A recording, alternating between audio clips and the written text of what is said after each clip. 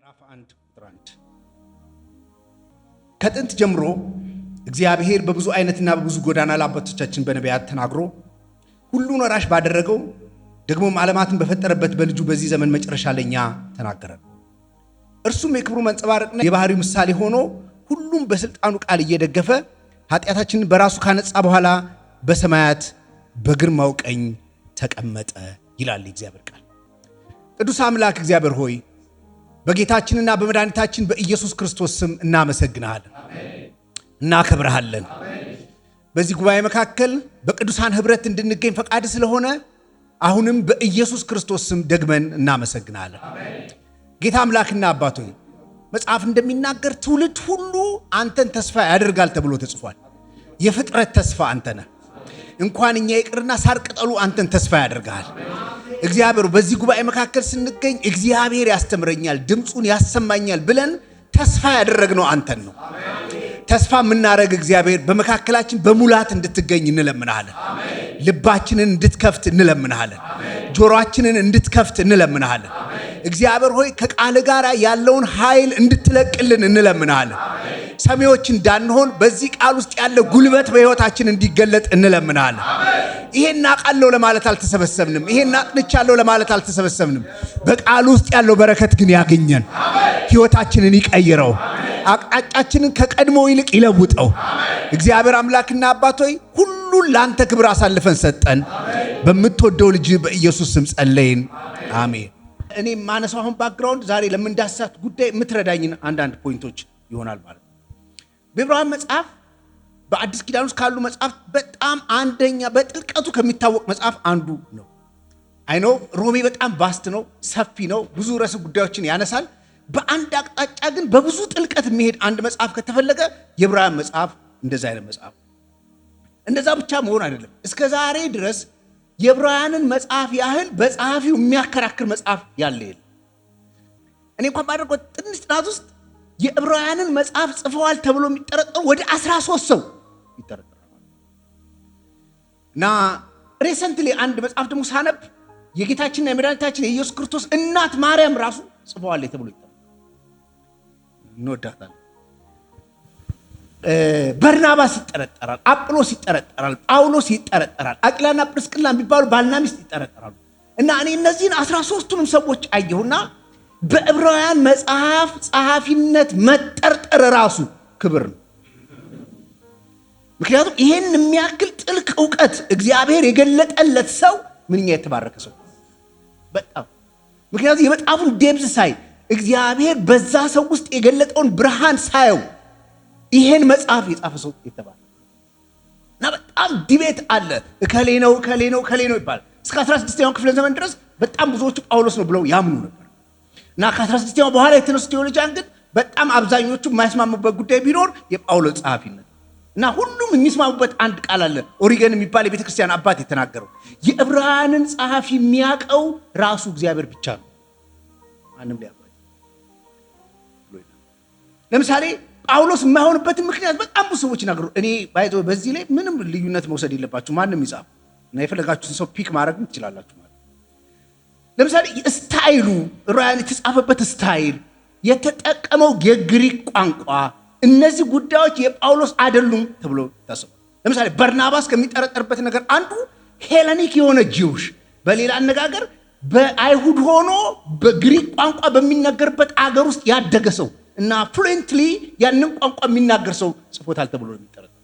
ለምሳሌ ምን ማለት እንደሆነ ነገራችሁ። አሁን ግሪክ ጳውሎስም ይናገራል፣ ደብዳቤዎችን የጻፋቸው በግሪክ ነው። ግን ጳውሎስ የሚናገረው ግሪክ እና የዕብራውያን መጽሐፍ የተጻፈበት የግሪክ ቋንቋ በጣም ይለያል። በጣም ሞደርን ግሪክ በዛ ዘመን የነበረ። ለምሳሌ በአጭር ቋንቋ አማርኛ ለምሳሌ ኦሪጂናሊ የት ነው ያለው? ወደ ጎጃም ጎንደር ምናምን ነው ወይ ወሎ ምናምን ነው። አማርኛ ኢን ዘ ፎርም ኦፍ ትምህርት ሲመጣ ግን የወሎውን አይደለም የምትማሩ ነው እንዴ? አሁን ለምሳሌ ዜና ሊያነብ ወጥቶ እንደዚህ የሚባሉ ባለስልጣን በዚህ ግድም አለፉ አይልም። እስኖት ሞደርን አይደለም፣ የሚጠና ቋንቋ አይደለም። ገብታችኋል? ይሄ ቀበልኛ የሆነውን ነው ጳውሎስ የሚናገሩት፣ እዛው አካባቢ የሚነገረውን አይነት ማለት ነው። ይሄን የጻፈውስ ግን አሁን በቴሌቪዥን አማርኛ እንደምንሰማው ኦሮምኛም እንደዛ ይመስለኛል፣ ኦር ሌላም ቋንቋ እንደዛ ይመስለኛል ማለት ልክ እንደዛ አይነት ቋንቋ የሚናገር ሰው ነው ይሄን የጻፈው ማለት። ሁለተኛው ኮንሰፕቹዋል ዲፈረንስ አለው ከሌሎች ጳውሎስ ጽሑፎች ጋር ወይም ደግሞ ደብዳቤዎች ጋር የኮንሰፕት ልዩነት አለ። በሌሎች የጳውሎስ መልእክት ውስጥ የማታገኙት በዚህ ውስጥ ግን የመጽሐፉ ዋና ሐሳብ ሆኖ የሚነሳ የሊቀ ክህነት ጉዳይ ኢየሱስ ሊቀ ካህናችን ነው የሚለው ኮንሰፕት በዕብራውያን መጽሐፍ ብቻ ነው የተነሳው። በሌሎች የጳውሎስ ደብዳቤዎች ውስጥ የሊቀ ክህነቱን ጉዳይ በቀጥታ አታገኙትም። ብዙ ሰዎች ይሄን ደብዳቤ ጳውሎስ አልጻፈውም ብለው ይናገራሉ። ይሄን የምነግራችሁ ለአንድ ጉዳይ አንድ እኔ በጣም ፎሎ ማድረገው ሰው ዴቪድ ፓውሰን የሚባል አንድ ሰው አለ። ማንኛውንም መጽሐፍ አሎክ ከሚያደርግላችሁ ወይም ከሚከፍትላችሁ በጣም ወሳኝ ነገር አንዱ ፐርፐዙ ነው። መጽሐፉ የተጻፈው ፐርፐዙ ሃይሊ ሪሌትድ ከጸሐፊው ጋር ሊገናኝ ይችላል። ፐርፐዙ ሃይሊ ሪሌትድ ከተደራሲያኑ ጋር ሊገናኝ ይችላል። ስለዚህ ፐርፐዝ ማወቅ መጽሐፉን አሎክ ያደርጋል። 50% ይከፍትላችኋል ብሎ ይናገራል። ወደ ተደራሲያኑ ልምጣለሁ። ተደራሲያኑ በእርግጠኝነት መናገር የምንችለው የት እንዳሉ ላናቅ እንችላለን እንጂ አሁን ሞደርን ጸሐፊ አንድ ሰው አለ ሮም ውስጥ ሆም ቸርች ናቸው ምናምን ብሎ ያስባል። ሊሆኑ ይችላሉ። የት እንደሆኑ አናቅም እንጂ ማን እንደሆኑ ግን እናውቃለን። ማን ናቸው ካለን አይሁድ የሆኑ ከአይሁድነት እምነት ወደ ክርስትና የመጡ ሰዎች ናቸው። ጆሽ ክርስቲያን ናቸው፣ ጀንታይል ክርስቲያን አይደሉም፣ ወይም ደግሞ አህዛብ አይደሉም። እነዚህ ሰዎች ስለ ካህን፣ ስለ ክህነት ስርዓት፣ ስለ መስዋዕት አቀራረብ፣ ስለ ቤተ መቅደስ እንግዳ ያልሆኑ ሰዎች ናቸው። ምክንያቱም ከዚህ ቀጥሎ ጠቅላላ ዲል የሚደረጉ ጉዳዮች አንድ ሰው የዕብራውያን መጽሐፍ ለመረዳት የብሉይ ኪዳን ዕውቀት ሊኖረው ይገባል። ሰዎቹን የሚያናግራቸው በብሉይ ኪዳን ዕውቀት ነው። በአህዛብ ቤተክርስቲያን ሄዶ እነዚህን ጉዳዮች ቢያነሳቸው ማንም ጋር ሊግባባ አይችልም። ስለዚህ እነዚህ ሰዎች ኩዌሽናቸውም ጥያቄያቸው ምናምን የሚነሳው ከየት ነው ካላችሁ የብሉይ ኪዳን ሰዎች ናቸው። ባይዘው ወይ አዲስ ኪዳን የተወለደው ከብሉይ ኪዳን ማህፀን ውስጥ ሰምታችሁ እና እግዚአብሔር መጥቶ ባካችሁ ይሄ ጉዳይ አላዋጣኝም ሲንቀይር ብሎ አይደለም የመጣው። እንደውም አዲስ ኪዳን የሚባለው መጽሐፍ ቃል በመገባት በመጀመሪያ ብሉይ ኪዳን ሊቀርብ እኛ የመጀመሪያ ለሰው የተሰጠው ተስፋ አዲስ ኪዳን የአዲስ ኪዳን መጠበቂያ ሞግዚት ነው ብሉይ ኪዳን ሰምታችሁ። ይሄ ክርስትና የሚባለው ለአይሁድ ወይም ደግሞ ለዕብራውያን አዲስ እምነት ይመስላቸው እንጂ በብሉይ ኪዳን ማህፀን ውስጥ የተወለደ ነው። እና እግዚአብሔር ከዚህ በፊት ያደረጋቸው ነው ጠቅላላ ዝም ብሎ አድርጓቸው ሳይሆን አሁን ለተፈጠረውና ለተወለደው ለዚህ እምነት መነሻዎች ናቸው ብሎ ነው የሚከራከረው። ይሄን አንደርስታንድ ለማድረግ ሰውየው የብሉይ ኪዳንን ዕውቀት ሊኖረው ይገባል ማለት ነው። ስለዚህ ተደራሲያኑ ዕብራውያን ሊሆኑ እንደሚችሉ ዕብራውያን መሆናቸው ብቻ አይደለም። በደንብ ደግሞ መጽሐፉን ገና ከፈት የሚያደርግላችሁ ምንድነው ከተባለ እነዚህ ሰዎች ዕብራውያን ብቻ ሳይሆኑ በተቀበሉት በአዲሱ በክርስትና እምነታቸው ምክንያት ከባባድ መከራ እየገጠማቸው ሰምታችሁ ስሙ። ኢምፕሊሲትሊ ወይም በግልጽ ይጠይቃሉ። ምን ብለው? ኢየሱስ ክርስቶስ ይመጣል የተባለው ትክክለኛ መሲህ እሱ ከሆነ እሱን መከተል ለምን ይሄን ያህል መከራ ያስከፍላል? ምክንያቱም ሌመን የሆነው ወይም ደግሞ ተራ የሆነው አይሁድ ጠቅላላ መሲህ ይመጣል ሲባል አንዱ የሚጠብቀው ከአገዛዝ ነፃ ያወጣናል አይደል? እና ይሄ አመለካከት እነሱ ውስጥም አለ። ኦኬ አገዛዝ ነፃ ያወጣል፣ ግን ሪሊ ይሄ ሰው መሲህ ከሆነ ለምንድን ነው እሱን መከተል መከራ ይሄን ያህል የሚያደርሰው? ለምን ካላችሁ የብሉይ ኪዳን እምነት በደንብ ስሙኝ። የትኛውም በብሉይ ኪዳን ውስጥ የምታዩቸው ተስፋዎች ጠቅላላ በጣም ለጥቂት ሰዎች በብርሃን ደረጃ ካልገባቸው በስተቀር የብሉይ ኪዳን ጠቅላላ ተስፋዎች ምድራዊ ናቸው። የቡሃ ቃል አንተ ቡሃቃህን እባርካለሁ፣ እርሻህን እባርካለሁ፣ እንደዚህ እባርካለሁ የሚሉ በጣም ጥቂት እግዚአብሔር ብርሃን ያበራላቸው ሰዎች ናቸው በመሲሁ በኩል የእግዚአብሔርን የማዳን ኃይል ያዩ ጠቅላላ እምነቱ። ለምሳሌ ሰው አሁን እኔ ውሌ እላለሁ ሰው መዝሙር ሲዘምር አልዘምር ስትሉ የሚጠቀስላችሁ ጥቅስ ታውቁታል። ግግም ትላላችሁ አይደል? እምቢ ስትሉ ዘማሪው ያቆምና እንዲህ ተብሎ ተጽፏል። አንተ እግዚአብሔርን ታመልካለህ፣ እግዚአብሔር ደግሞ ምን ያደርጋል? እህል ውሃን ያወርድ በሽታን ከመካከል። ከዛ የታመመም እህል ውሃም የጎደለበት ብድግ ብድግ ይላል። እስኪ ነው በዘዳግም መጽሐፍ ይሄ ኪ ነው፣ በጣም ወሳኝ ነው። ምን አንተ እግዚአብሔርን ታመልካለህ ማለት ትዘምራለህ ምናምን ማለት አይደለም። አጠቃላይ እግዚአብሔር የሰጠውን ሕግና ስርዓት ትጠብቃለህ ማለት ነው። አንተ እግዚአብሔር የሰጠውን ሕግና ስርዓት እስከጠበቅክ ድረስ አውቶማቲካሊ እግዚአብሔር ህልውናህን ይባርክ። አንተ እስከጠበቅክ ድረስ በሽታ አያገኝህም። ይሄ ነው እምነታቸው። ከዚህ ነው የመጡት እነሱ መጡ። እሺ ይሄን እምነት ተቀበልን። እሺ በስነ ስርዓት እየሄድን ነው፣ እያመለክነው ነው። ይሄን መሲህ ነው ተብለን እየተከተል ነው። እንኳን እህል ውሃ ሊባረክ ያለን እህል ውሃ እየተዘረፈ ነው። ለምን? አሳዳጆቻቸው እየመጡ ቤታቸው እስከ ማቃጠል እየደረሱ ትደርሱበታላችሁ። ዕብራውያን መጽሐፍ ምዕራፍ 13 ላይ እንግዶችን መቀበል ቸል አትበሉ። ህብረት ሁሉ ተረብሿል በዕብራውያን ባሉበት አካባቢ። ለምን? እንግዶችን መቀበል ቸል አትበሉ ይላቸው። አሁን እኔ የመጀመሪያ ሰዓት ምንድነው ቸል የምትልበት ምክንያት? ለምሳሌ እናንተ ቤት አሁን እንግዳ ቢመጣ ምንድነው ታረጉ? ምሳ አብራችሁ ትበላላችሁ፣ ማኪያቶ ትጠጣላችሁ፣ ከዛ ሰውዬው ይሄዳል። ከክፍለ ሀገር ከመጣ ደግሞ 3 ቀን 4 ቀን ከዛ ትሸኝታላችሁ። እነሱ ለምንድነው እንግዳ የማይቀበሉት ሲል የሚመጣው እንግዳ እነሱ ቤት የሚመጣው እንግዳ በጌታ በኢየሱስ ክርስቶስ ምክንያት መከራ እየተቀበለ ምናልባትም ቤት ንብረቱ ተቃጥሎ የመጣ ሰው እና ይሄ ሰውዬ ችግሩ ምንድነው ከተባለ አይሄድም፣ ቁጭ ነው አንተ።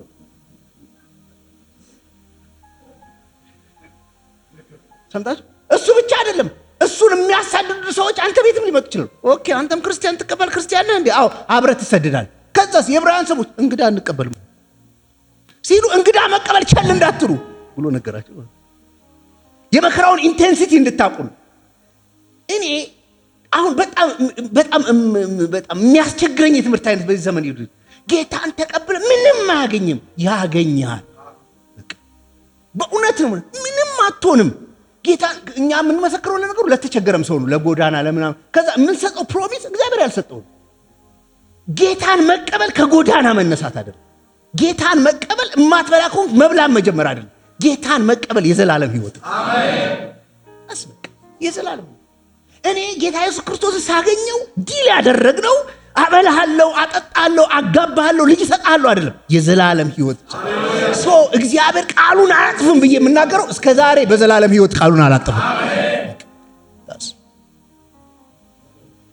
ሶ እነዚህ ሰዎች በአዲሱ እምነት ውስጥ ግራ የገባቸው ጉዳይ ይሄው እየተከተል ነው። ለምንድን ነው መከራ የሚበዛበት? አማኞቹ በምዕራፍ 10 ቁጥር 24 አካባቢ 34 አካባቢ እንደምታገኙት ሜንታሊም ሶሻሊም እየተፈተኑ በማህበራዊ ህይወታቸውም እየተፈተኑ ነው፣ በአእምሮም እየተፈተኑ በጣም እየተጨነቁ ነው፣ እየተገለሉ ነው። ያን ጊዜ ክርስትና በጣም አዲስ እምነት ነው። ትንሽ ናቸው በቁጥር መከራቸውን እየበሉ እና ጠየቁ፣ ይህን መሲህ መከተል ለምንድን ነው ይህን ሁላ መከራ የሚያመጣው? ስሙ መልሱ ነው የዕብራውያን የሚገርም በደንብ እናንተ በጌታ በኢየሱስ ክርስቶስ ከተቀበሉ በኋላ እንዲየራበኝ ነው፣ እየተቸገርኩ ነው፣ እንትን እያደረኩ ነው ይሄ እምነት ትክክል አይደለም መሰለኝ ምናምን ብሎ አንድ ሰው ቢጠይቀን ሁላችንም እንኳን ጠይቆን ሳይጠይቀን የምንሰጠው ተስፋ ሌላ ነው። መከራ እየበላው ነው ሲባል በትንቢት መንፈስም በምንም አድርገን እመነኝ ያልፋል ይሄን መከራ አልበለም ትበላለህ፣ ገና ለሰው የምታበላ ትሆናለህ። እኛ የምንሰጠው ተስፋ እንደዚህ እግዚአብሔር አይልም አላችሁም ይላል። እኛ ግን መዘን የምንሰጠው ቶሎ ካርዳችን ይሄ ነው። ተጨነቅኩ ለሚለው ሰው አትጨነቅም ካሁን ወዲያ። አሁን ደግሞ ትንቢት የገጠማችሁትን ነገር ተቃራኒ መናገር እስከሚመስል ድረስ ፍርድ ቤት ከይዛለሽ፣ አው ይፈታል፣ የታመምክ ትፈወሳለህ። እንትን ያገ እኛ የምንሰጠው ኢሚዲየትሊ የገጠማችሁትን ችግር ኦን ዘ ሪቨር ሳይድ ገልብጠን ነው የምንሰጠው። የዕብራውያን ጸሐፊ አሁን ነገሩት። እሺ እየተቸገርን ነው፣ አዎ እየተራብን ነው፣ አዎ ከሀገር ሀገር እየተሰደድን ነው፣ አዎ ምን እናድርግ ሲሉት አይ ይሄ መከራ ያልፋል አይደለም ያላቸው። ይሄ ችግር ያልፋል፣ ህገ መንግስቱ ይቀየራል፣ አንድ ቀን እምነታችን ህጋዊ እምነት ይሆናል አይደለም ያላቸው።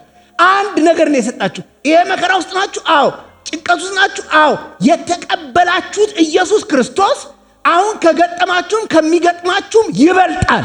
አሜን። ዳስ ቤተር አሁን ካላችሁ ኢየሱስ ለሁሉ መልስ ነው ካላችሁ ለሰው የምንናገረው ይሄ ያልፋል አይደለም፣ የያዝከው ይበልጣል። አሜን።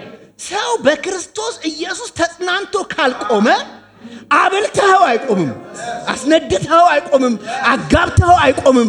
እናውቃለን ብዙ ሰዎች የሚፈልጉን ተቀብለው ሄደዋል። እስቲክ ያደረጉ ሰዎች ማናቸው ቀርጩ ብርሃን ሆኖ ኢየሱስ ወደ ህይወታቸው የመጣ ሰው። ስለዚህ የዕብራውያን መጽሐፍ ዋና ጭብጡ ቤዚክ ተርሙ ጂሰስ ኢዝ ቤተር። ቤተር የሚል ቃል ቁልፍ ቃል ይበልጣል፣ ይሻላል የሚል ለሚቴሉ እኔ ለማናችሁ ንገራችሁ እግዚአብሔርን መጽናት ትፈልጋላችሁ፣ ኢየሱስ እንደ ብርሃን ይገለጥላችሁ። አሜን። ሰው ሲሰድበኝ ሲያንገላታኝ የሆነ ነገር ሲያደርገኝ ምናምን ውልቅ ብዬ ማልወጣው ውልቅ አድርጌ ማላወጣው ብርሃን ስላለ ነገር ምን ታረጋስ? መጽሐፍ ሲናገር እግዚአብሔር አምላክ ነው ይልና ለኛ በራለን። በቃ እግዚአብሔር አምላክ ነው ስዊች ነበረች ቦክ አረገልን። አሜን። እና የሚላቸው አሁን ኢየሱስ ማግኒፋይ ማድረግ መግለጥ የቀጣዩ ስራው ነው። ለምን እነዚህ ሰዎች ምግብ የላችሁም? አዎ እንደምንም ፈንድሬዝ አድርጌ ምናምን ምግብ አመጣለሁ ቢላቸው ይበላሉ፣ ቀድመው ይጠይቃሉ። ቢቀጥለው ከመንግስት ጋር ተደራድሬ ቦታ አሰጣቸው፣ ቦታ ያገኛሉ። አሁን ባክ ያደርጋል። ሰው በምን ይቆማል ካላችሁ በራሱ በኢየሱስ ክርስቶስ። እስቲ ጨዋቸው አሜን በሉ። አሜን። መግቢያዋ አሁንም ጳውሎስ አልጻፈም ከሚባልበት ምክንያት አለው ይሄ ነው። የጳውሎስ ስታይል አይደለም፣ ስታይሉ ራሱ ከጌታችንና ከመድኃኒታችን ከኢየሱስ ክርስቶስ ጸጋና ሰላም ይብዛላችሁ ብሎ ይጀምራል ጳውሎስ። በእንትን ያለችው ቤተ ክርስቲያን ጸሐፊው ደግሞ ከሌለ ይሄ ሰው ምንም አይናገር ፍሮም ዘ ፒክ የመጨረሻውን ሐሳብ በማንሳት ይጀምራል። እንደዚህ ከጥንት ጀምሮ እግዚአብሔር በብዙ አይነት ጎዳና በብዙ አይነት መንገድ ለአባቶቻችን በነቢያት ተናገረ። ለዘለው ማለት ነው። አንድ ኢምፖርታንት ነገር ልንገራችሁ። ተናገረ የሚለው ቃል በጣም ቁልፍ ነው። ምንድነው? የእናንተ አምላክ የምታመልኩት እግዚአብሔር የሚናገር ነው። ለምን አሜን አትሉ? አሜን። በዙሪያችሁ ፈልጉ ነው የሚላችሁ። የትኛውንም አማልክት ፈልጉ፣ አይናገሩ። እግዚአብሔር ምን ያደርጋል? ይናገር። መቼ? ከጥንት ጀምሮ እግዚአብሔር በመናገር አቋርጦ አያውቅም። ሁልጊዜ ምን ያደርጋል? ይናገራል። አሜን አትሉ? አናሱ ጉባኤ መጣና እዚህ ተካፍሎ ዘምሮ የእግዚአብሔር ቃል ሰምቶ ምናምን እኔ ዛሬ ምንም አልተናገረኝም ይላል። አንተ ጆሮ የለህም። እግዚአብሔር ከመናገር አቁሞ ያውቃል፣ ይናገር። ምን ተናገረ ካላችሁ አንደኛ ስራውን፣ ሁለተኛ ማንነቱን ሲናገር ነው የኖረው። ብዙ ሰው የእግዚአብሔር ንግግር በጣም የቧጨረ ይፈልጋል። ይሄ ገብታችኋል? እንትና የሚባል ሰውዬ ተነሳ። ለምን? እግዚአብሔር እንዲናገር። እግዚአብሔር እንኳን አሁን ከጥንት ጀምሮ በብዙ አይነት ጎዳና በብዙ አይነት በስታይልም በሰውም አይነት በብዙ አይነት ሁኔታ ይናገር ነበር። በማ? በነቢያት። ለማ? ለአባቶቻችን። ከዛስ አሁን ሲሉት ሁሉን ወራሽ ባደረገው አሁን ስሙ ደግሞ ማምለባትን በፈጠረበት በልጁ በዚህ ዘመን መጨረሻ ለኛ ተናገረ። አሁንም ስሙ ለኛ ተናገረ ማለት ምን ማለት ነው? የእግዚአብሔር የመጨረሻው ንግግሩ ኢየሱስ ነው። ይረበቅ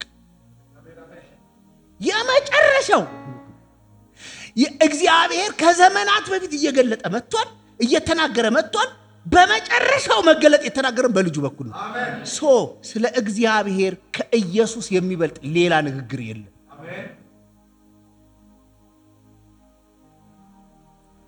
አሁን ከነቢያት ጋር ያወዳድረዋል። ምንድነው ንጽጽር? ከነቢያት ጋር በነቢያት ተናገረ፣ በልጁ ተናገረ እና ንጽጽሩ ትሩ ፎልስ አይደለም። በሌላ አነጋገር ነቢያት የተናገሩት ፎልስ ነው፣ ኢየሱስ የተናገሩት ትሩ ነው አይደለም።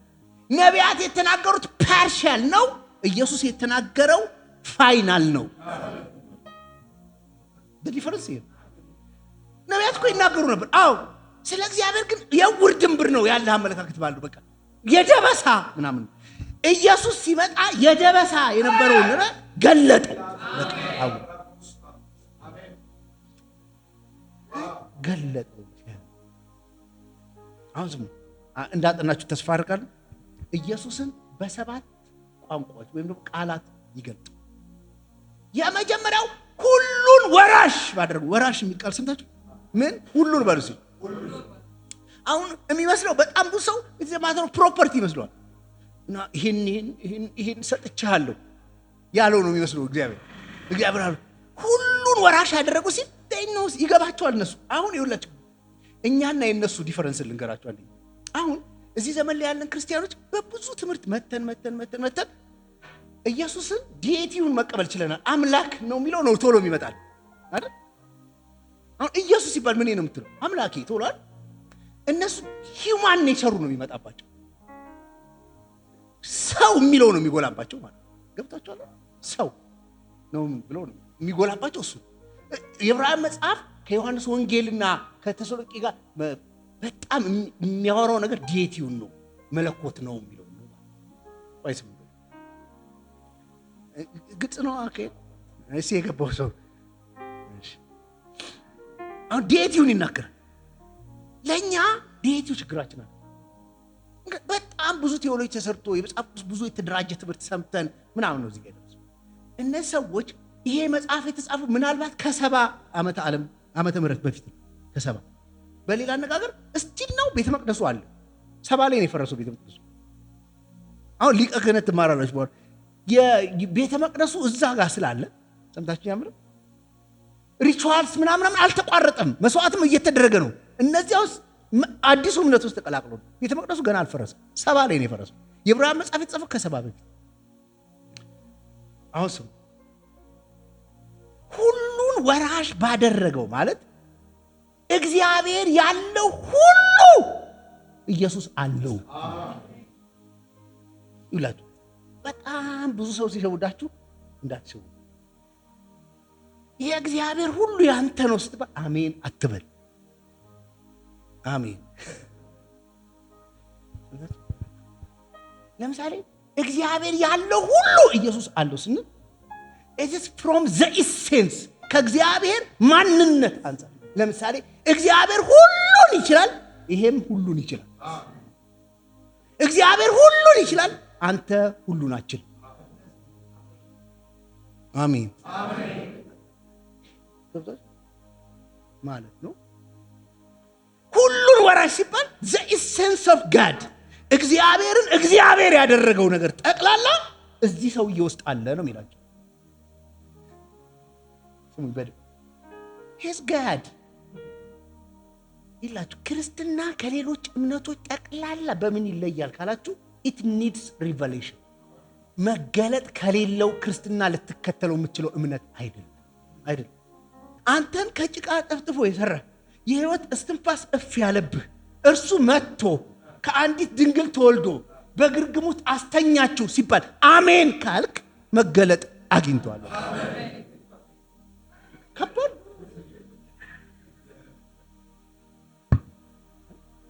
ለምሳሌ ስሙ ጴጥሮስ ጠየቃል የሰው ልጅ ሰዎች ማን ይሉታል አለ ማቴዎስ ወንጌል ምዕራፍ ሲሉት ሁሉም እጃቸው ዮሐንስ ይሉሃል ምናምን ባይዘው እኔ ሌላ ጊዜ እነግራቸዋለሁ ዮሐንስ ይሉሃል ከነቢያት አንዱ ይሉሃል ኤልሳ ይሉሃል ምናምን ቀባጠሩ ማለት ሁላቸው እጃቸው ነው ሁሉ እና ይሄ ዮሐንስ ይሉሃል ምናምን የሚለው ሰውዬ በውስጡ አለ ይሄ ዮሐንስ ሳይሆን አይቀርም ይላል በዚሁ ሐሳብ ልበለው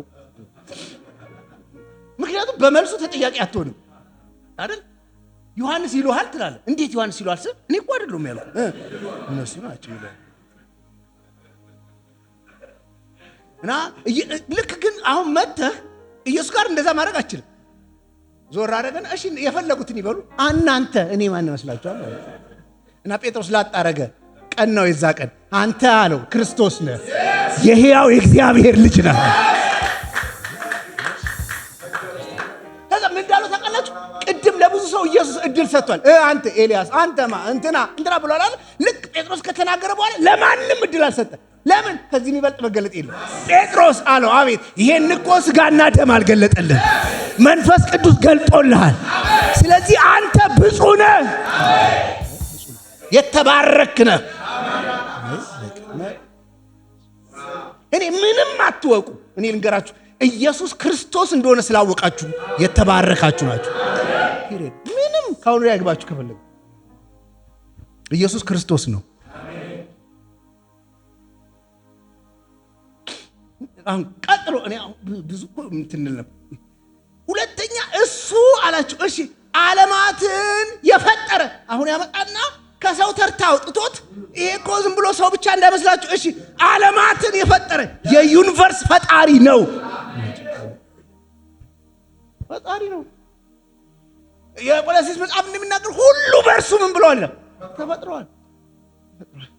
ይሄ ይሁን አለ ብሎ ዓለማትን ከሌሉበት ወዳሉበት ያመጣ እሱ ነው።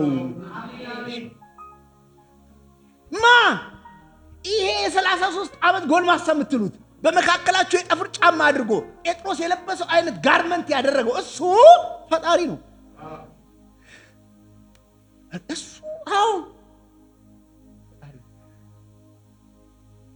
እሱ ብቻ አይደለም። the radiance of his glory የክብሩ መንጸባረቅ ነው። it's not reflection, radiance ነው። ሪፍሌክሽን ማለት ጠቅ እንደዚህ የሚመጣው ማለት ነው። ለምሳሌ ፀሐይ ታቃጥላለች። ኦኬ ደብረ ዘይት የለም ፀሐይ ትሞቃለች፣ ብርሃን ትሰጣለች። በምን አወቃችሁ? ራዲያንሱ እዚህ ደርሶ ራዲዬሽን የሚባለው ማለት አይደል? እሱ እኮ ነው እዚህ የደረሰው ማለት። ፀሐይ ውስጥ ያለ ነገር ሁሉ ራዲዬሽን ውስጥ አለ። ብርሃኗ ሙቀቷ አለ።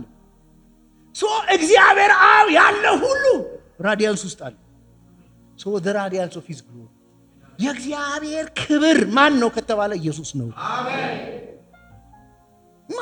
እንደዚህ ቆሞ ይሄ ከቅፍርናሆም ወደ ገሊላ ልክ እንደማንኛውም ሰው አዋራ እያጨሰ በእግሩ የሚሄደው እኔ ልንገራችሁ፣ ኢየሱስ እንኳን ገባችሁ፣ እንኳን አወቃችሁት፣ ጌታዬ እንኳን አላችሁት። አያችሁ እነ ማርያም መቅደላዊት እኮ እንኳን አይደለም በህይወት እየተንቀሳቀሰ ይሰራ ወዴንም የጌታዬ መቃብር ሽቶ ልቀብ ጌታዬ ኢየሱስ ጌታ ማለት ቀልድ እንዳይመስላችሁ።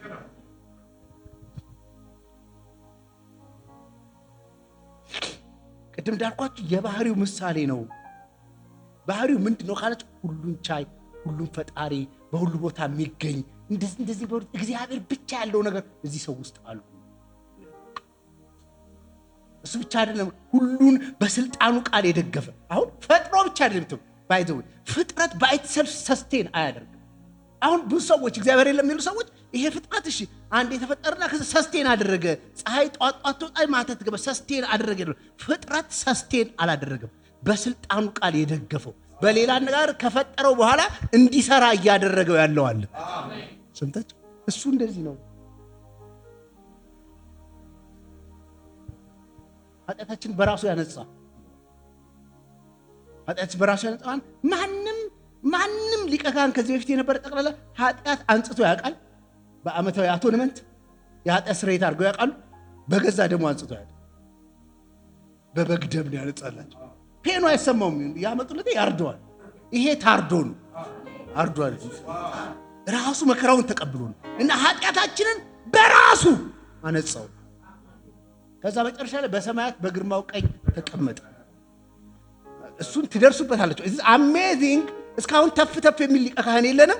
አንዴ በገዛ ደሙ የገባ ጨርሶ በአብ ቀኝ ቁጭ ያለ። ቀኝ የሚለው ኃይል ነው፣ ግርማውንም ያሳያል። እንደዚህ ቁጭ ያለ እንዲህ ያለ ሊቀ ካህን ይገባናል ይልና አለን ይላል። ደግሞ ክብር ለኢየሱስ ይሁን። ኢየሱስ ጌታ ነው።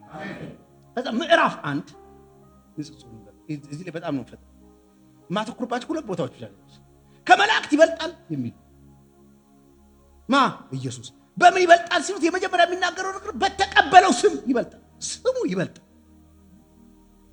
ምን ማለት ነው? የፊልጵስዩስ መጽሐፍ እንደሚናገረው በመጨረሻ እግዚአብሔር የመጨረሻ ሲያከብረው ኢየሱስን ከሙታን ከተነሳ በኋላ ከስሞች ሁሉ በላይ የሆነውን ስም ሰጠ።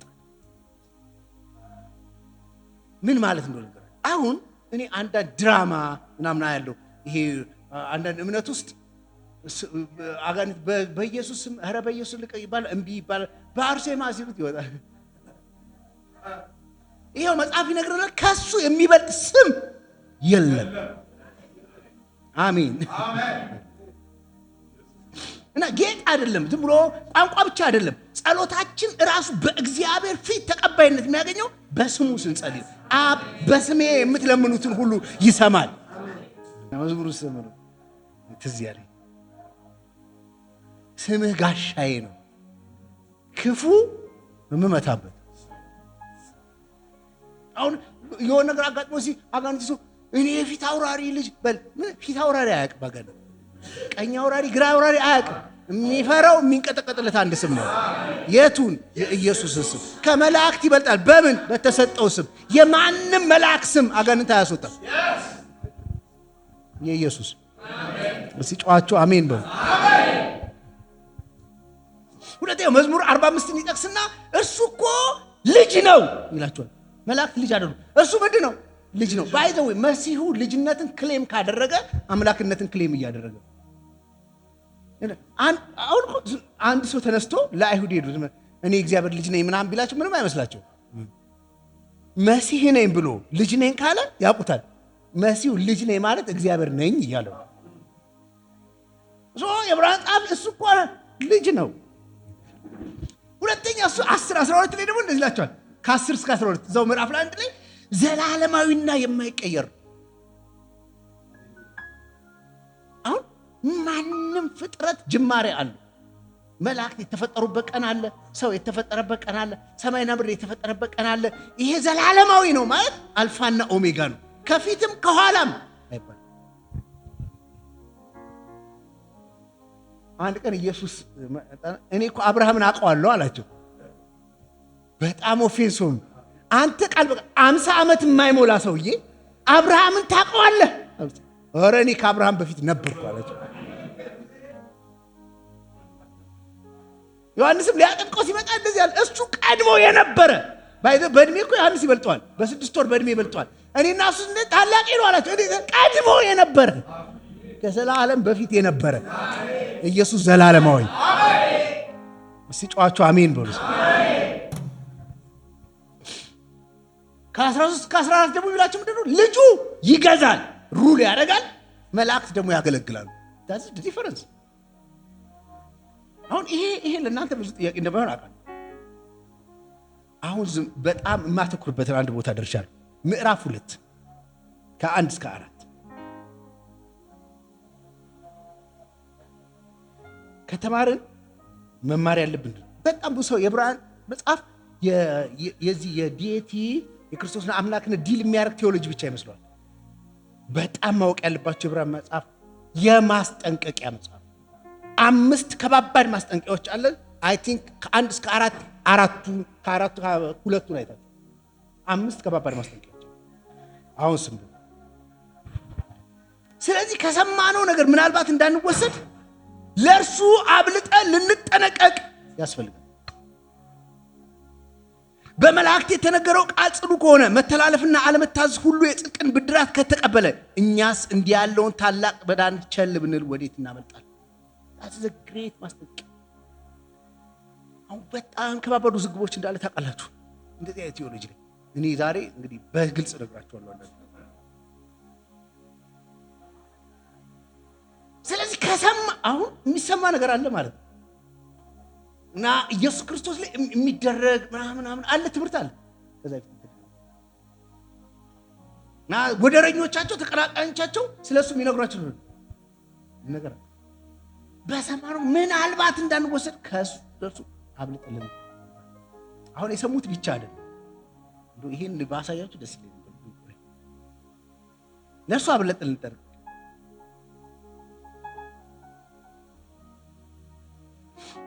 አሁን የሰሙታል ከውጭ የሚሰሙት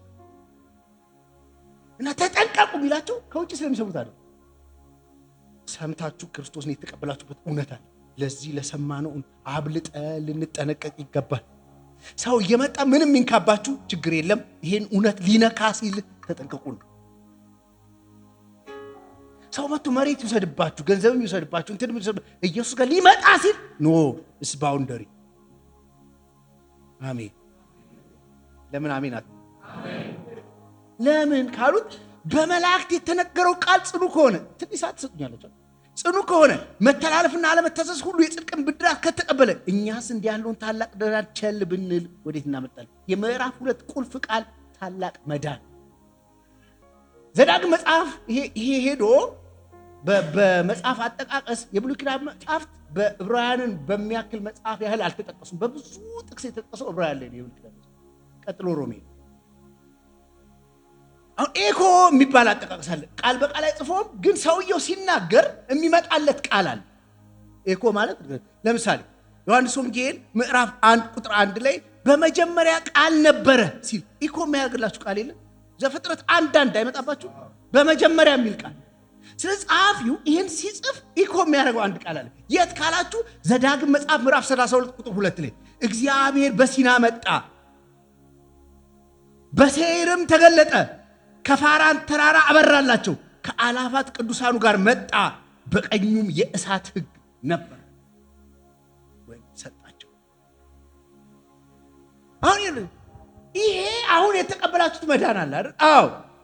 በመላእክት እንኳን የተነገረው ጽኑ ቃል ይሄ ማለት እግዚአብሔር በሲና ተራራ ለሙሴ ሕግን ሲሰጠው በዛ ታላቅ ጭጋግና ማስፈራት ውስጥ ሆኖ ሲሰጠው ይሄንን ቃል እንዲጠብቁት ሰጥቷቸዋል። እሱን መተላለፍ ዋጋ ያስከፍላል። ቅጣት አለው፣ ብድራት አለው። የቱን? በመላእክት አማካይነት መላእክት እንደሚዜ እግዚአብሔር ሕጉን ሲሰጥ እንደ አጃቢ ሆኖ የመጡበትና ምስክር ሆኖ በተገኙበት በዛ በሲና ተራራ እግዚአብሔር ሕጉን ሲሰጥ ነበሩ፣ ምስክር ነበሩ። ያንን ሕግ መተላለፍ ብድራት አለው። እስጢፋኖስ ምዕራፍ 7 ላይ ሐዋርያ ሥራ ሲናገር እንደዚህ ይላል፣ ሕይወት ያላቸውን ቃላት ተቀበሉ ይላል። የእግዚአብሔር ቃል እኮ ሕይወት አለ። ምን ያላቸውን ቃሎች አሉ? ሕይወት ያላቸውን ቃላት ተቀበሉ ይላል። አሁን ሰው ይሄንን ቃል መተላለፍ፣ ይሄንን ቃል ቸል ማለት ብድራት የሚያስከፍል ከሆነ በክርስቶስ ኢየሱስ እግዚአብሔር በተናገረበት የመጨረሻ ንግግር የመጣውን የዘላለም ሕይወት ቸል ማለት የበለጠ ዋጋ ያስከፍላል። ዲስ ማስጠንቀቂያ። አሁን እኛ በዚህ ቆሮንቶስ እያጠናው ነበር እና ምዕራፍ 10 ላይ በሪፕሊካ ነው እስራኤል ከባርነት ከግብፅ ምድር እንደወጣው ምዕራፍ 10 ላይ እንደ ቆሮንቶስ አባቶቻችን ሁሉ ከደመና በታች ነበሩ፣ ሁሉም በባህር መካከል ተሻገሩ፣ ሁሉም ያን መንፈሳዊ መብል በሉ፣ ሁሉም ያን መንፈሳዊ መጠጥ ጠጡ ይልና እግዚአብሔር ከነዚህ በሚበዙት ደስ አላለውም። ለምን? በምድረ በዳ ወድቀዋል። ከዛስ በእነሱ የሆነው በእኛ እንዳይሆን እግዚአብሔር ለትምህርታችን ጻፈው። እንዳትፈሩ። እኔ ደህንነት ዝም ብሎ ከእጃችሁ የሚወጣ በየቀኑ ጧት አለ የለም የምትሉ ጉዳይ አይደለም። በደምብ ከባድ ዋስትና አለ። እግዚአብሔር ዋስትና ሰጥቶ ግን አንድ ቫከንት ስፔስ አለች። አንድ ምን ካላችሁ በማመን እንደዳናችሁ በመካድ ልትወጡ ትችላላችሁ። አሁን ተጠንቀቁ፣ በእነሱ የሆነው እንዳይሆንባችሁ። ለምን? እነሱ ከግብፅ ባርነት በፈርዖን አማካኝነት ወጡ፣ እኛም ከዓለም ባርነት በኢየሱስ ክርስቶስ ወጣን። በዚህ ጉዳይ አሁን ሰው ኃጢአት አይደለም እንዴ እንደዚህ ምንድነው? አሁን ለምሳሌ የሆነ ነገር አደረክ ወጣ ደሞ አሻሽ ለገባ አይደለም ክርስቲያን። ደሞ እንደዛ ስላችሁ እንደፈለጋችሁ አድርጉ ማለት አይደለም። ነካ የሆነ ውጣ እንትና የሚባል አይደለም ክርስትና። በጣም ጋራንቲ ያለው እምነት መጽሐፍ ቅዱስ ኃጢአትን የሚከለክልበት መሰረታዊ ምክንያት ሪደንደንሲ ኦፍ ሲን፣ የኃጢአት ድግግሞሽ ኢት ሊድስ ቱ አፖስታሲ፣ ወደ ክህደት ይመራል። አሁን የእስራኤል ሕዝብ የሆነ ነገር ጥያቄ ስለጠየቀ ይመስላችኋል በምድረ በዳ ይቀር አይደለም። ካዱ የለም አሉ እግዚአብሔር። እንደ ካዱ የምታውቁት የሌሎች አማልክቶች ሲያመልኩ ይገኛሉ። ከእግዚአብሔር አስበልጠው ለሌሎች አማልክት እግዚአብሔር ተቆጣ። እግዚአብሔር አስገባቸዋለሁ ብላችሁ አስወጥቶ አስቀራችሁ።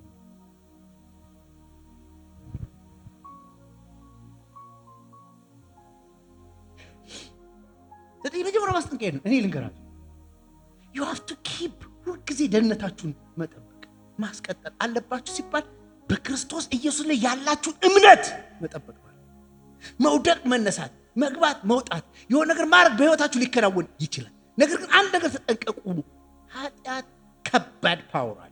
ፓወሩ ምንድነው ሲባል it leads to apostasy። አፖስታሲ ነው በዕብራይስጥ መጽሐፍ የመጨረሻ ከእግዚአብሔር ጋር የሚያጣላ ክህደት ማለት መዳን ቸል ማለት ትመጡበታላችሁ። የክርስቶስ ኢየሱስን የማዳን ሥራ ደሙን ማግፋፋት መናቅ።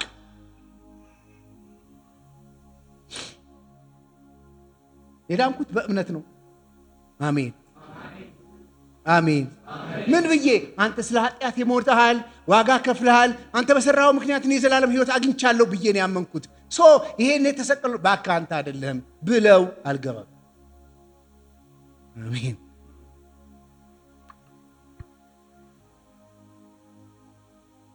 እግዚአብሔር ከባድ ኢንቨስትመንቱ እዚህ ላይ የቱ ላይ? እዚህ ታላቅ መዳን ካዳነ በኋላ ምን አደረገ ካላችሁ እግዚአብሔር እሱ ራሱ እንደፈቀደ በምልክት በድንቅ በልዩ ልዩ ታምራት በመንፈስ ቅዱስ በማደን መሰከረለት። ለየቱ? ለዚህ ታላቅ መዳን መሰከረለት። ለየት ነው የትኛውም አሁንም የእግዚአብሔር ኢንቨስትመንት መጥቶ ሽባ ቢያስነሳ የሞተ ቢቀሰቅስ እግዚአብሔር ለምንድን ነው ይሄን ኢንቨስት ያደረገው ቢባል ለዚህ ታላቅ መዳን። አሜን አትሉ? ታምራቶቹ ጠቅላላ ሰውን ሰብስበው ማዳኑ ጋር እንዲወስዱለት እንጂ ትሪክ ማድረግ እግዚአብሔር ዓላማ አይደለም። ማስደነቅ እግዚአብሔር ዓላማ አይደለም። እንኳን ይሄንን ታላቅ መዳን ቸል ማለትና በሙሴ የተሰጠውን ሕግ እንኳን ቸል ማለት ዋጋ አስከፍሏል። ስለዚህ ቸል እንዳትሉ። የዕብራውያን ሰዎች እያፈገፈጉ ነው፣ ሊመለሱ ነው። ወዴት? ወደ ኋላ። ስለዚህ አንድ ነገር ያስጠነቅቃቸው ነው። ቸል እንዳትሉ፣ ዋጋ ያስከፍላል።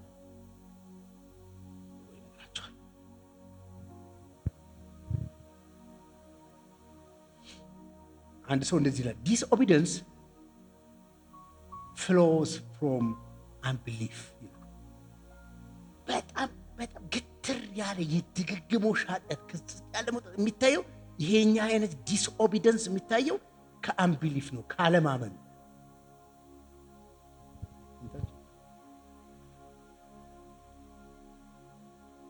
ስለዚህ አንዱ ማስጠንቀቂያ ነው። ቆም። አሁን በኢየሱስ ተደነቅን አይደል? ቆም የምንልበት ቦታ እግዚአብሔር የመጨረሻ ኢንቨስትመንቱን ያደረገው በኢየሱስ ክርስቶስ በኩል ማንም ከሚላችሁ በላይ እግዚአብሔር ፍቅሩን የገለጠው በኢየሱስ በኩል።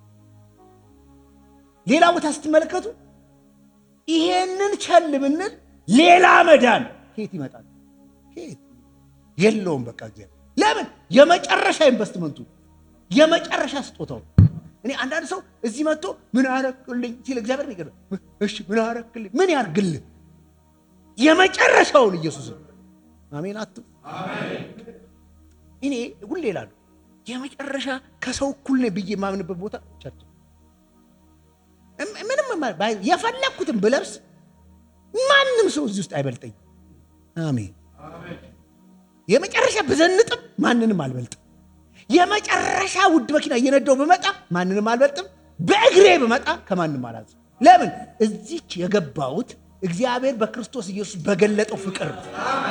በቃ እኩል ፔድ እኩል ዋጋ ያለኝ ቸል አትበሉ። ቀጥሉ። ምዕራፍ 4 የእግዚአብሔር እረፍትን ይናገራል። ምንም ምዕራፍ 3 ማቃል ከፈለጋችሁ ኢየሱስ ከሙሴ ይበልጣል የሚል አንድ ሐሳብ አለው። እሱም ማንሳት ስላልቻልኩ ነው። አማኞች ካለማመንና ከጠንካራ ልብ ራሳቸውን እንዲጠብቁ ይመክራል። ይህ ከእግዚአብሔር እረፍት ሊያጎድላቸው ይችላል። በቃ በአንድ ስቴትመንት ስለሙሴ ሙሴና ኢየሱስ የተወዳደሩ በጣም በቀላሉ ሙሴ ሁለቱም ታማኝ ናቸው አይደል? ኢየሱስም ታማኝ ነው፣ እሱም ታማኝ ነው። ሙሴ በቤቱ ውስጥ ታማኝ ነው ይላል። ኢየሱስ በቤቱ ላይ ኦንና ኢን ናቸው። ለምሳሌ ኢየሱስ አሁን በመካከላችን አለ አይደል? አላመናችሁ አለ። አሁን ኢየሱስ አለ። ኢየሱስ እዚህ ሲኖርና ፓስተሩ እንደዚህ ሲኖር ፓስተሩ እንዲህ በመካከላችሁ ታማኝ አገልጋይ ሆኖ አለ። ኢየሱስ በላያችሁ ላይ አሜን አቱ the head of the church ነው ኢየሱስ። አሜን አቱ ማለት ሄዱ ቢፈታ ባይኖር ብትን ነው የምንለው። ማንም ሊሰበስበን አይችልም። እንደዚህ የታሰር ነው መጨረሻ ላይ በሱ ነው እና በቤቱ ላይ የታመነ ልጅ ነው ላይ። ሙሴ ግን አገልጋይ በቤቱ ውስጥ ነው ማለት ነው። ይሄ ነው አንዱ ትልቁ ዲፈረንሳቸው። የእግዚአብሔር እረፍት ምዕራፍ 4 የእግዚአብሔር ረፍትን ለማውራት የሚያወዳደረው ከኢያሱ ጋር ኢያሱ ባይዘው በዕብራይስጥ ኢያሱ ማለት ኢየሱስ ማለት ስማቸው ብዙ ሰው የዳዊት መጽሐፍ ነው አለ የጠቀሰው ሄዶ ስለ ረፍት ሲያወራ ማለት መዝሙረ ዳዊትን ነው የጠቀሰው መዝሙረ ዳዊትን ሄዶ ጠቀሰና ዳዊት ስለ አንድ ቀን ይናገራል ብሎ ይናገራል የትኛው ቀን ከተባለ እነሱ ከነዓን የገቡበትን ቀን ቢሆንማ ኖሮ ስለዛ ቀን ደግሞ ለምን ይናገር በቃ አልፋለች ያቺ ቀን የት ከግብጽ ባርነት ከፈርዖን ቤት ወጥተው በሲና ምድረ በዳ 40 ዓመት ተጉዘው መጨረሻ ላይ ያረፉባት ከነዓን ቢሆን ከነዓን it is not የእግዚአብሔር ረፍት የእግዚአብሔር ረፍት አይደለም በእንግዲህ አንዳንድ ነገር ምንላችሁ ልራቀቅ ፈልጊያለሁ እኔ ማጠራው በሱ ስለሆነ አንዳንዱ በጣም ሞር ኤክስፕረስ ያደርግልኛልና በግርድፍ ልተረጉሙ God's rest means የእግዚአብሔር ረፍት ማለት participation in his completed work በተጠናቀቀው በእግዚአብሔር ስራ ውስጥ መሳተፍ ነው የእግዚአብሔር ረፍት እየሰማችሁ አሜን እንጂ ቅዳሜ ሲደርስ እግር አጣብሮ መቀመጥ አይደለም ወይም ከነዓን መግባት አሁን ሰው የእግዚአብሔር ረፍት it is spiritual ነው መንፈሳዊ ነው በሌላ አነጋገር ከነዓን is not spiritual physical ከነዓን ትገባለህ ባይዞ ከነዓን ገብተህ ታርፋለህ እንዴ አታርፍም እኮ እንዴት ታርፋለህ ትሰራለህ ትቆጠቁጣለህ የበቀለ ዛፍ እንዲኖር ትቆጠቁጣለህ ትለቅማለህ ምን ታደርጋለህ ምንድነው ረፍት የሚባል የእግዚአብሔር ረፍት it is spiritual መንፈሳዊ አሜን አሁን እኛ ወደ እግዚአብሔር ረፍት ገብተናል ምን ማለት ነው ለዘላለም ልሞት የነበረው ሰውዬ ለዘላለም በህይወት ልኖር እግዚአብሔር ረፍት ስፒሪቹዋል ቢሆን ብቻ it's ongoing ነው እየተካሄደ እየቀጠለ ያለ ነው at the same time it's eschatological ይባላል ገና የሚመጣ ነው ደግሞ አሜን አትመኑ በዚህ ምድር ማንም የታወቀ ሰው መጥቶ ለዘካው ያርፋል የለም አታርፍ አሁን በገጠመ ጉዳይ ልታርፍ ይችላል ለምሳሌ አበዳሪ ያለ እግዚአብሔር እዳ ከፍሎ ሊያሳርፍ ይችላል ግን የዚህ ዓለም አረፍክ ማለት አይደለም ሌላ ደግሞ ጉዳይ ይመጣል ወይ ልጅ ተበድሮ ይመጣል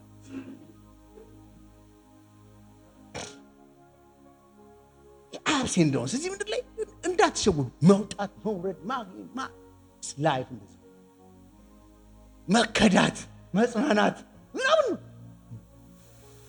እኔ በጣም የውሸት መስካሪዎች ቸርች ውስጥ አሉ እኔ ከጌታን ካገኘው ቀን አንድ ቀን እኔ ደግሞ ጌታን ካገኘው ብዙ ቀን አልቅሽ ያውቃል ብዙ ቀን ወጥቼው አሉ ወርጃ አውቃለሁ አዝኛ አውቃለሁ ምንድነው እግዚአብሔር አንተ የለህም ወይ ብዬ አውቃለሁ ዘፋክ ምን ኖሮ እንደዚህ ስካቶሎጂካል የሆኑ ተርሞችን እየመጡ ሰዎች የሚናገሩ የተከፈተ በር ሰጥቻለሁ ማንንም አይዘጋውም ስካቶሎጂካል ነው ገና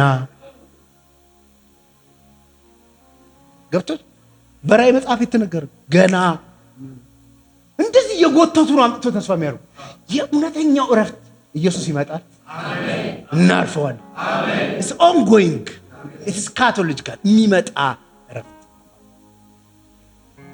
ምዕራፍ 4 የመጨረሻው ሐሳብ እና የኔን ትንሽ አንድ ሁለት ኮንክሉዥን እሰጣችሁና ጨርሳለሁ ይቅርታ በጣም ሰዓት ከወሰደ የመጨረሻው ሐሳብ የምዕራፍ 4 አሁን ተጀምሯትና የምትጠናቀው ምዕራፍ 10 አካባቢ ዋናው የዕብራውያን ኮንሰፕትን ትጀምራለች ምን የሊቀ ክህነቱ ጉዳይ ማለት ኢየሱስ ሊቀ ካህናችን አሁን እንግዲህ በሰማያት ያለፈ ትልቅ ካህናት እግዚአብሔር ልጅ ኢየሱስ ስላለን ጸንተን በሃይማኖታችን እንጠብቅ ከኃጢአት በቀር በነገር ሁሉ እንደኛ የተፈተነ ነው እንጂ በድካማችን ሊራራልን የማይችል ሊቀ ካህን የለም እንግዲህ ምህረት እንደምንቀበል በሚያስፈልገን ጊዜ የሚረዳን ጸጋ እንድናገኝ ወደ ጸጋው ዙፋን በእምነት እንቅረብ ይሄን አላብራራም ግን ነገር አንዱ የእነዚህ ዕብራውያን መጽሐፍ መጻፍላቸው ሰዎች ችግራቸው እንዳልኳችሁ ቤተ መቅደሱ አለ ማለት ሊቀ ካህን አለ ማለት አለ እኮ እነሱ እዚህ ጋር አዲሱን እምነት እያፋፋሙ እያለ አዘሴም ታይም ገና ቤተ መቅደሱ ሰባ ላይ ነው የፈረሰው ቤተ መቅደሱ ና ስላለ እሺ እንዲህ አልክን፣ አዎ አመን፣ እንዲህ አልክን አመን፣ እሺ the radiance of his glory አልክ ምናምን አመንን። እሺ እኛ አንድ ጥቂት ይሄ እምነት ሊቀ ካህን የለውም አሉ። ሊቀ ካህን የለም ማለት የኃጢአት ስርየት የለም ማለት ነው። እኛ እኮ የምንሳሳት የምንወድቅ የምንነሳ ሰዎች ነን። እሺ አቶንመንት የለም፣ የኃጢአት ስርየት የለም፣ ይሄ እምነት ሊቀ ካህን የለውም። ኧረ እንዳትሸወዱ፣ በሰማያት ያለፈ አሜን፣ እዚህኛው ድንኳን ውስጥ ያልገባ በዚህኛው ቤተ መቅደስ ያላገለገለ በሰማይ እልፍ ስለኔ ያለ ሊቀ ካህን አለ። ማን ነው ይሉታል? የእግዚአብሔር ልጅ ኢየሱስ ስላለን። ስለዚህ የምንቆመው ለምንድን ነው? አለ ሊቀ ካህን። እስቲ ጨዋችሁ አሜን በሉ። ስለኔ አሁንም የሚታይ ሊቀ ካህን አለ፣ በገዛ ደሙ የገባ አለ ሊቀ ካህን። አሜዚንግ ነው። በደንብ ታዩታላችሁ እያችሁ